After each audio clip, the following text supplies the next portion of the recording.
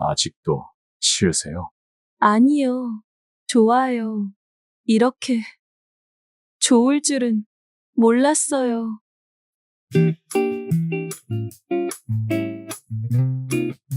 어느 아파트 단지 내 마트 앞. 혜인은 장을 보고 나오는 길이었어요. 장바구니를 한 손에 들고 휴대폰을 확인하며 걷는데 뒤에서 누군가 다급히 부르는 소리가 들렸어요. 저기요. 고개를 돌리니 마트를 막 나온 남자가 손에 지갑을 들고 서 있습니다. 이거 떨어뜨리셨습니다. 제 거네요. 언제 떨어졌지요? 혜인은 장바구니를 잠시 내려놓고 지갑을 받았습니다. 언제인지는 저도 잘 모르죠?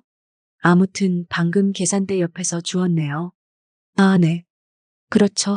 감사합니다. 정신이 없었나 봐요. 괜찮습니다. 안 잃어버려서 다행이에요. 둘은 잠시 마주보며 웃었습니다. 별것 아닌 일처럼 지나갔지만 그게 바로 저와 그 사람의 첫 만남이었습니다. 저는 올해 48배 나이가 되었습니다. 한 번의 결혼 생활은 아이가 생기지 않아 갈등이 깊어졌고 결국 이혼으로 끝이 났어요. 그 후로는 그저 집에서 글을 쓰며 지냅니다. 마감이 닥치면 밤낮이 바뀌고 정신이 없어 늘 덤벙대곤 하죠. 그날도 그랬어요. 캔맥주가 떨어져서 그냥 생각 없이 집 앞 마트에 다녀오려던 참이었죠. 엘리베이터를 타고 1층을 누르고서야 깨달았어요. 속옷을 입지 않았다는 걸요. 순간 당황했지만 다시 올라가기엔 시작이 아깝고 그대로 가기엔 민망했습니다. 저는 가디건으로 대충 여미며 그냥 다녀오자 마음을 다잡았죠. 누가 타지만 않기를, 제발 아무도 타지 않기를 바랐어요. 그런데 그때였습니다. 엘리베이터가 12층에서 8층으로 멈췄습니다. 누군가 타는 듯한 발소리가 들렸어요.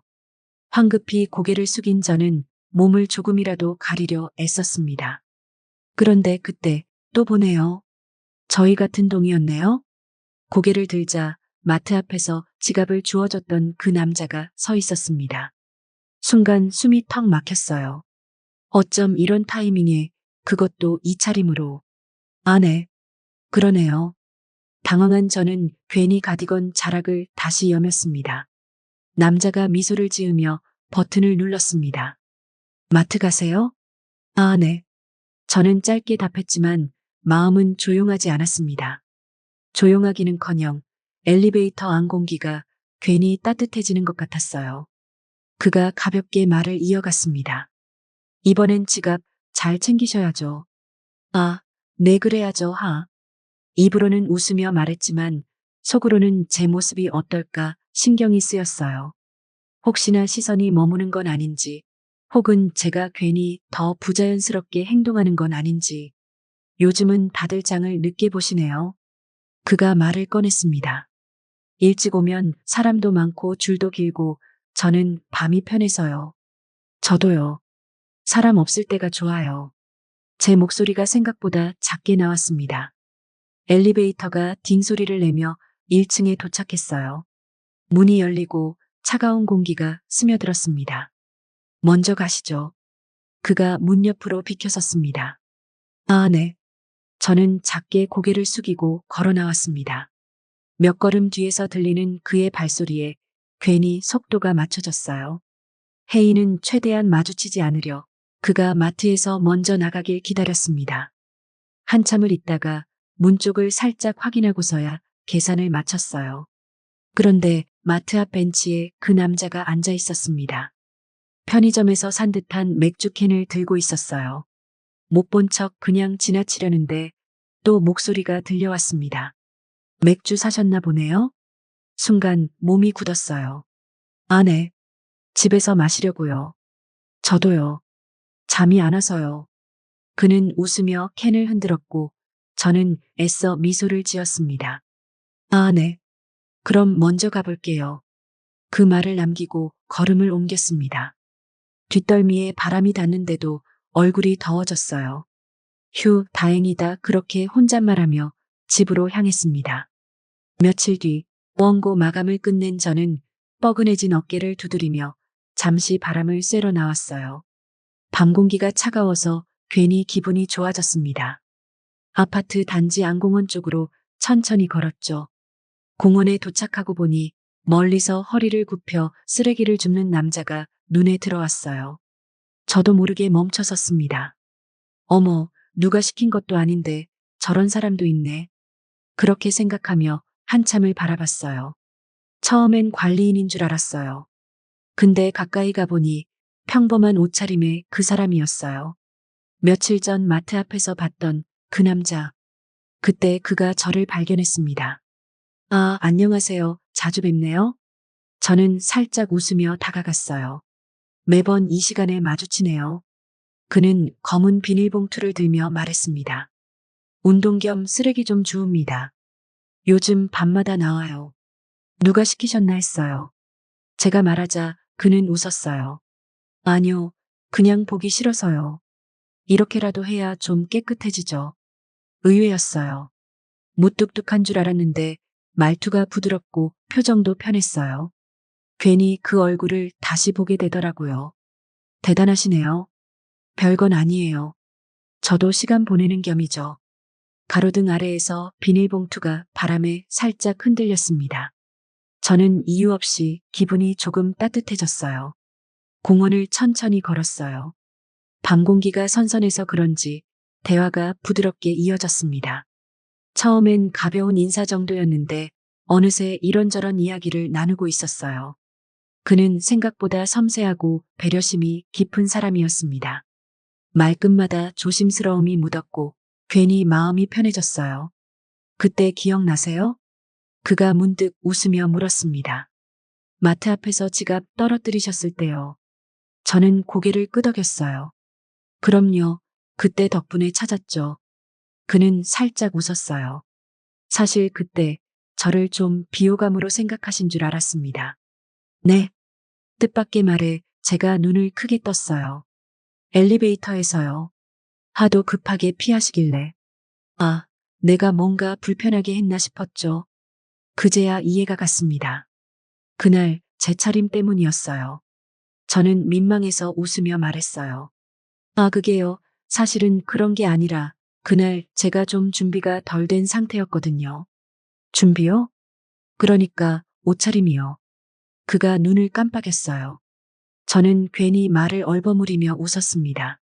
그냥 제가 사실 속을 못 씹고 너무 편하게 나와서요. 그는 잠시 놀란 듯 하다가 이내 웃었습니다. 아, 그런 사정이 있었군요. 전 제가 뭘 잘못했나 했습니다. 아니에요. 오해하게 만들어 죄송해요. 괜찮습니다. 지금이라도 풀렸으니까요. 그가 그렇게 말하며 가볍게 웃었는데 그 웃음이 왠지 오래 남았어요. 밤 공기가 차가운데 이상하게 마음은 따뜻했습니다. 그렇게 우리는 결국 또 마트 앞에서 마주 앉게 되었습니다. 이번엔 서로 어색하게 인사만 하고 지나치지 않았어요. 편의점 앞 하얀 테이블, 그 위엔 캔맥주 2개가 놓여 있었습니다. 이 시간에 마트 앞에서 맥주 마시는 사람은 우리뿐일걸요. 그가 웃으며 말했습니다. 그럴 것 같아요. 저도 웃었어요. 밤 공기가 살짝 차가워서 그런지 캔을 잡은 손끝이 시원했습니다. 저는 이런 게 좋더라고요. 번잡하지도 않고 눈치도 안 보이고. 그가 말했어요. 그러게요. 요즘은 이런 시간이 귀하죠. 저는 고개를 끄덕이며 맥주를 한 모금 마시다가 먼저 말을 꺼냈어요. 저는 하도 집에서 밤새고 집중하는 일이 많아서요. 이렇게 탁 트인 곳에서 맥주 마시는 게 좋더라고요. 그가 고개를 끄덕였습니다. 맞아요. 집에만 있으면 답답하죠. 잠시 맥주캔을 굴리던 그가 조심스레 물었습니다. 무슨 일 하세요? 그냥 글 좀 써요. 아, 작가시구나. 그렇게 들리면 멋있는데요. 사실은 마감에 쫓기는 집순이에요. 그가 웃었습니다. 그래도 대단하시네요. 저는 글자 3줄만 써도 머리가 아파요. 다들 그래요. 막상 해보면 재밌어요. 바람이 살짝 불어왔고 비닐 테이블보가 사르르 흔들렸습니다. 말은 끊겼지만 공기만큼은 편안했어요. 이상하리만큼 이야기가 잘 통했습니다. 그냥 별 얘기도 아닌데 자꾸 말이 이어졌어요. 서로 눈치 보지 않아도 되는 대화였달까요? 어쩌다 보니 일 얘기, 영화 얘기, 심지어 라면 맛 차이까지도 웃으며 이야기했어요. 그때였습니다. 갑자기 하늘이 흐려지더니 툭 하고 빗방울이 떨어졌습니다. 그리고 순식간에 소나기가 쏟아졌어요. 우리는 동시에 하늘을 올려다봤습니다. 비 오네요? 그러게요, 갑자기. 비를 피할 곳이라곤 마트 처마 밑밖에 없었어요. 둘 다 황급히 의자를 들어 옮겼습니다. 비가 이렇게 세게 올 줄은 몰랐네요. 제가 말하자 그가 제 쪽으로 시선을 돌렸습니다. 그가 잠시 머뭇하다가 말을 이었습니다. 들어가서 한 잔 더 하실래요? 순간 공기가 멈춘 것 같았습니다. 빗소리만 크게 들렸어요. 저는 맥주캔을 들고 있다가 살짝 웃으며 그를 바라봤습니다. 저는 살짝 망설였어요. 정중한 말투였는데 왠지 이상하게 두근거리더라고요. 그럴까요? 말은 그렇게 나왔지만 제 안에서는 온갖 생각이 오갔습니다. 그의 집은 아늑했습니다. 거실엔 불이 환하지 않고 조용한 음악이 흐르고 있었습니다. 우린 테이블에 나란히 앉아 남은 맥주를 따랐습니다. 말은 자연스럽게 흘러서 결국 서로의 지난 얘기로 갔습니다.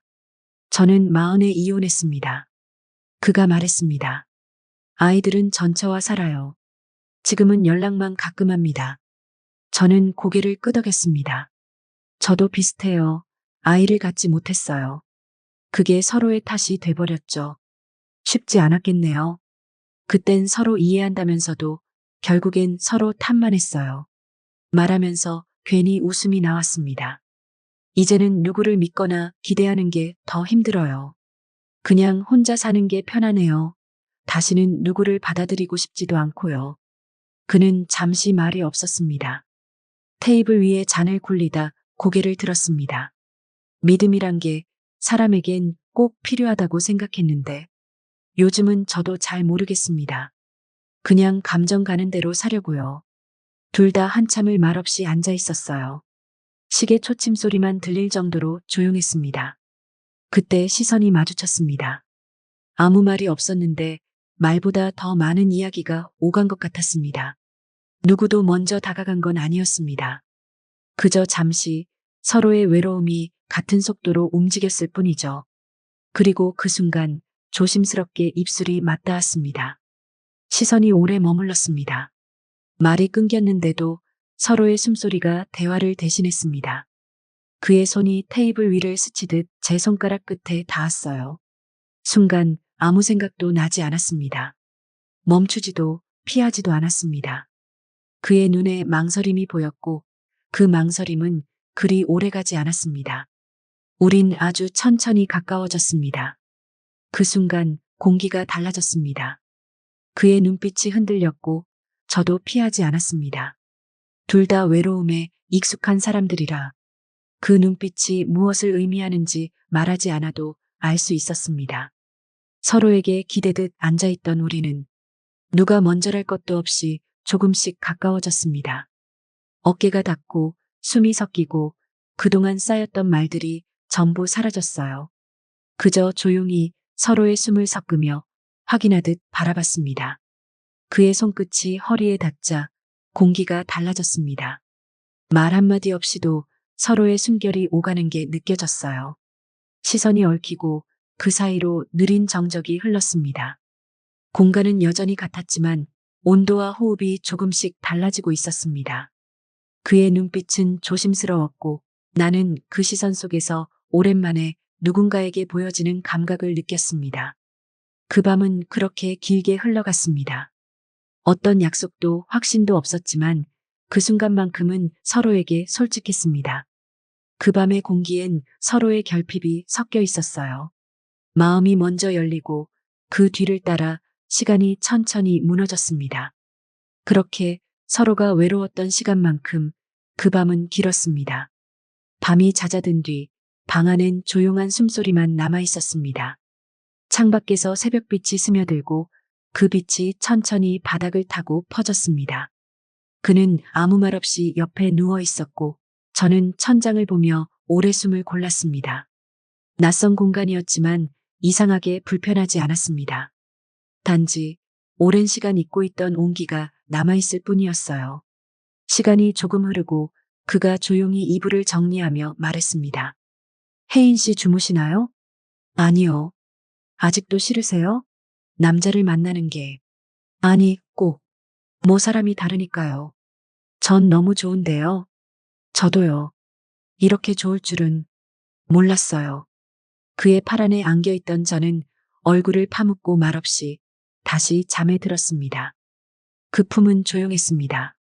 오랜 시간 비어있던 공간에 누군가의 온도가 스며드는 기분이었어요. 그 순간만큼은 어떤 생각도 들지 않았습니다. 그저 이렇게 평온할 수도 있구나. 그게 이상하게 위로가 되었습니다.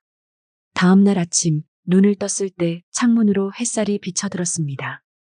곁이 텅 비어 있었어요. 하지만 따뜻했습니다. 침대 옆 의자 위엔 제가 벗어둔 옷가지들이 가지런히 개켜져 있었습니다. 한 겹 한 겹 다림질한 듯 단정했어요. 그 정성에 마음이 잠시 멈췄습니다. 문틈 사이로는 고소한 냄새가 스며들고 있었습니다. 된장찌개였어요. 아마도 그가 아침을 준비하는 모양이었습니다. 거실 쪽에서 수저가 부딪히는 소리가 조용히 들렸습니다. 그 소리만으로도 이상하게 오래 함께 산 사람 같은 기분이 들었어요. 이게 대체 뭐지? 그 생각이 떠오르려는 순간 문득 어제의 그 눈빛이 스쳤습니다. 문이 살짝 열리며 조심스러운 발소리가 들렸습니다. 혜인 씨, 낮게 부르는 목소리에 눈을 떴습니다. 석두가 문가에 서 있었어요. 팔짱 낀 채 머리를 살짝 긁으며 어색한 미소를 짓고 있었습니다. 아침에 한식 괜찮아요? 순간 부엌에서 풍겨오던 냄새가 확실히 느껴졌습니다. 된장찌개에 계란말이 그리고 밥 냄새. 괜히 마음이 간질거렸어요. 네, 좋아요. 목소리가 작게 나왔습니다. 석두는 고개를 끄덕이며 웃었습니다. 금방 밥 차릴게요. 입맛 없으시면 국물만 드셔도 돼요. 그 말투가 이상하게 부드러웠습니다. 나는 침대 끝에 앉아 그의 뒷모습을 잠시 바라봤습니다. 분명 어제까지는 낯선 사람이었는데 하룻밤 사이 이상하게 오래 알고 지낸 사람처럼 느껴졌어요. 식사를 마친 뒤 우리는 자연스럽게 거실 소파로 자리를 옮겼습니다. 따뜻한 찌개 냄새가 아직 남아 있었고 창밖에는 늦은 아침의 햇살이 부드럽게 번지고 있었습니다. 소파에 나란히 앉아 있다가 어느새 우리는 기대어 누워 있었습니다. 두의 팔이 내 머리 밑으로 스며들었고 그의 손끝이 조심스레 내 머리카락을 쓸어내렸습니다. 그리고는 목선을 따라 내려온 손길. 말은 없었지만 그 움직임 하나하나에 온기가 느껴졌습니다. 그의 숨결이 가까워졌고 그 순간 공기가 달라졌습니다. 우리는 그렇게 서로의 마음을 한 번 더 확인했습니다. 말이 필요 없었어요. 긴 시간 외로이 버텨온 두 사람이 잠시 같은 온도에 닿았을 뿐이었습니다. 그 후 조용히 마지막 입맞춤을 나누고 서로를 바라보았습니다. 무언가를 약속하지도 붙잡지도 않았습니다. 문을 나서며 돌아보니 그의 얼굴이 햇빛에 비쳐 희미하게 보였습니다. 그 순간 마음 한켠이 따뜻해지면서도 왠지 모르게 아릿했습니다. 그리고 나는 천천히 내 집으로 돌아왔습니다. 그날의 공기가 아직도 옷깃에 남아있는 것만 같았습니다. 그 뒤로 우리는 자주 만났습니다. 처음엔 조심스러웠지만 시간이 흐를수록 서로의 자리를 자연스럽게 채우게 되었어요. 50년 가까이 살아오며 이렇게 모든 게 잘 맞는 사람이 있었는지 가끔 놀라울 때가 있었습니다. 우리는 부부 같기도 친구 같기도 한 사이가 되었어요. 저녁이면 종종 함께 밥을 먹었고 원고 마감이 있는 날엔 석두가 먼저 밥을 해두고 기다리곤 했습니다. 반대로 그가 일을 마치고 돌아오는 날엔 제가 먼저 밥을 차려두곤 했어요. 서로의 생활이 얽히고 그 안에서 말하지 않아도 통하는 순간들이 늘어갔습니다. 이제는 누구와 함께 있느냐보다 이 사람과 있으면 어떤 기분이 드느냐가 더 중요해졌습니다. 해질 무렵 식탁 위엔 김이 모락모락 피어올랐습니다. 두 사람이 마주 앉아 밥을 뜨는 소리만 들렸어요. 요즘은 혼자 밥 먹던 때가 기억이 안 나네요. 제가 말하자 석두가 고개를 들었습니다. 그럼 오래같이 드셔야죠. 그럴까요? 그럼요. 이제 반찬도 서로 입맛에 맞춰야죠. 그가 웃으며 국을 떠주었습니다. 참, 된장 조금 덜 짜게 했어요. 어제는 좀 세더라고요. 그랬어요? 저는 괜찮았는데. 그는 고개를 끄덕이며 웃었습니다. 그래도 오늘은 딱 맞을 겁니다. 창밖으로 바람이 불고 바깥 세상은 천천히 어둠에 잠기고 있었습니다.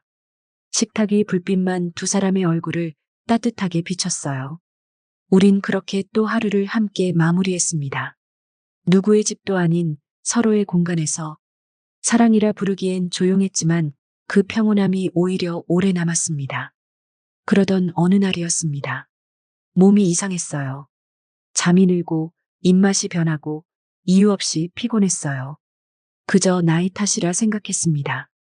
그러다 문득 한번 세어보았죠. 날짜를요. 며칠 뒤 병원에 들렀을 때 의사는 제게 한참 말을 고르다 조심스럽게 말했습니다. 축하드립니다. 순간 머릿속이 하얘졌어요. 뭐라고요? 임신이십니다. 조심하셔야겠지만 수치상으로는 분명해요. 그 말을 듣는 동안 심장이 미친 듯이 뛰었습니다. 그 나이에 이런 일이 가능하다고요? 집으로 돌아오는 길 손이 떨렸습니다. 기쁨과 두려움이 뒤섞여 어디까지가 현실인지조차 구분이 안 됐어요. 석두의 얼굴이 떠올랐습니다. 그는 뭐라고 할까? 믿을까? 아니면 두려워할까? 창밖엔 햇살이 환하게 쏟아지고 있었어요. 그게 마치 제 안의 혼란과는 다른 세상처럼 보였습니다. 며칠 동안 저는 말을 꺼내지 못했습니다. 어떻게 말해야 할지, 아니 말하는 게 맞는 건지조차 몰랐어요. 밤이면 자꾸 그가 차려준 식탁이 떠올랐고 그 따뜻한 찌개 냄새와 웃음소리가 마음을 흔들었습니다. 그에게 이 말을 꺼냈다가 혹시라도 무거운 짐이 될까봐 그게 가장 두려웠어요. 하지만 하루 이틀, 시간이 지날수록 제 안에서 점점 커져가는 무언가를 외면할 수 없었습니다. 결국 어느 저녁 식탁에 마주 앉은 그에게 조심스레 말을 꺼냈습니다. 석두 씨, 그가 젓가락을 내려놓으며 제 얼굴을 봤습니다. 저 병원 다녀왔어요. 몸이 어디 안 좋으세요? 아니요. 그런 게 아니라 숨을 고르며 말했습니다. 임신이래요. 순간 공기가 멈췄습니다. 그의 눈이 잠시 커졌다가 이내 얼굴이 부드럽게 풀어졌습니다. 임신이요? 그가 되묻더니 천천히 웃었습니다. 우리가 지금부터 관리를 좀 해야 할까요? 그가 웃으며 제 손을 잡았습니다. 오래 살아야 할 이유가 생겼잖아요. 그 말에 저는 아무 말도 하지 못했습니다. 그저 눈물이 고였어요. 그가 제 손을 꼭 쥐며 말했습니다. 이건 너무 큰 축복이에요, 혜인 씨. 그의 목소리는 진심이었어요. 기적이란 이렇게 조용히 찾아오는 거구나. 그제야 실감이 났습니다. 우연히 여러 번 반복되면 필연이라고들 합니다. 그 말이 이젠 조금은 믿어지네요. 처음엔 그저 지갑을 주워준 이웃이었고 엘리베이터 안에서의 어색한 인사였고 비를 피해 들어간 따뜻한 집 한켠의 시간일 뿐이었는데요. 그렇게 시작된 인연이 함께 밥을 짓고 같은 계절을 맞이하고 그리고 믿기 어려운 기적까지 선물했으니까요. 누군가를 사랑한다는 건 큰 약속이나 화려한 말이 아니라 그저 오늘도 같은 자리에 있어주는 일이라는 걸 이제는 알 것 같습니다. 젊을 땐 몰랐어요. 사랑은 타오르는 게 아니라 지켜내는 거라는 걸요. 그렇게 우리는 오늘도 조용히 밥을 먹고 웃고 서로의 하루를 들으며 살아갑니다. 그의 웃음소리가 익숙해졌고 그의 발소리가 들리면 마음이 놓입니다. 이게 아마 내가 기다려온 평온이겠지요. 우연히 만들어준 인연, 그 끝은 결국 함께 늙어간다는 것이었습니다. 그리고 나는 그게 참 다행이라고 생각합니다. 나이 들어 다시는 없을 거라 생각했던 일, 그건 새로운 생명이었습니다. 우리 둘 다 처음엔 믿기 어려웠지만 그건 분명 세상이 우리에게 건넨 마지막 축복이었어요. 우연히 만들어준 인연, 그 끝은 결국 함께 늙어간다는 것이었습니다. 그리고 이제는 거기에 작지만 소중한 생명이 더해졌습니다. 그래서 나는 더 이상